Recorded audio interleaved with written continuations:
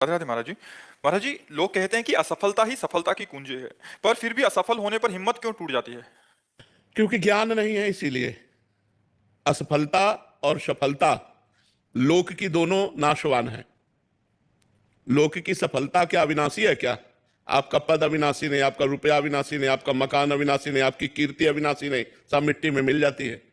तो यदि हमको ज्ञान हो तो हम सफलता और असफलता में सम रह सकते हैं, दुख और सुख में हम सम रह सकते हैं, संपत्ति और विपत्ति में हम सम रह सकते हैं। जब हम सुख में फूल गए तो दुख में फिर निराश होना पड़ेगा, उदास होना। अगर सुख में हम सम रहे तो दुख हम पर उतना प्रभाव नहीं डाल पाएगा। ऐसे ही असफलता तभी होती है जब हमारे पूर्व पाप होते हैं या हम जो कार्य करते होते हैं उसमें प्रवीणता नहीं होती, तभी असफलता होती है। तो हमें चाहिए एक बार असफल होकर के हम दोबारा असफल ना हो, ऐसी प्रवीणता लानी चाहिए, और वो भगवान के नाम जप से मिलेगी, भगवान के शरण में आने से मिलेगी, भगवान की कृपा से प्राप्त होगी सफलता। तो हमें चाहिए कि चित्त को भगवान से जोड़े, तो बड़े से बड़े असफलता को भी हम हंस करके सह करके सफलता की तरफ आगे बढ़ सकते हैं। अगर भगवान से नहीं जुड़े तो निगेटिव विचार हमको और असफल बनाते हुए हो सकता है डिप्रेशन में डाल दे।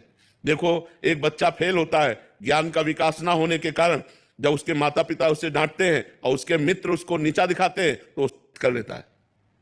वो सोचता है अब क्या, अरे ये कुछ करने का विषय था, एक बार फेल हो गए, हम अच्छे से फिर पढ़ाई पढ़ेंगे और हम पास हो जाएंगे। पर ज्ञान का विकास ना होने के कारण लोग नकारात्मक सोच को इतना आदर दे देते हैं कि वो डिप्रेशन में चले जाते हैं, वो परेशान हो जाते हैं। तो नहीं, नाम जप करो और सकारात्मक सोच को, पॉजिटिव सोच को बढ़ाओ, तो सफलता अपने आप मिल जाएगी आपको।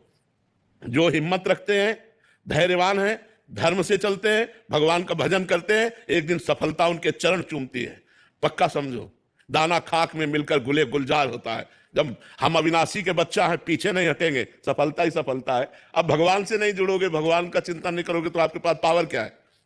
किस पावर से आप सफलता प्राप्त करोगे? ये जितनी सफलताएं सब पुण्य से प्राप्त है, लेकिन आप भगवान से सफलता प्राप्त करो तो अविनाशी पद मिलेगा, भगवान की कृपा मिलेगी।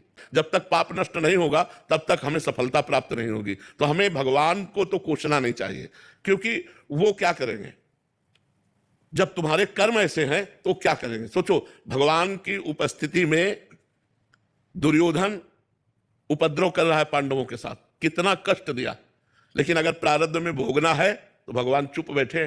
12 वर्ष का वनवास, 1 वर्ष का अज्ञातवास, कपटी शकुनी के पासों के प्रभाव से वो हार गए और उनको भोगना पड़ा।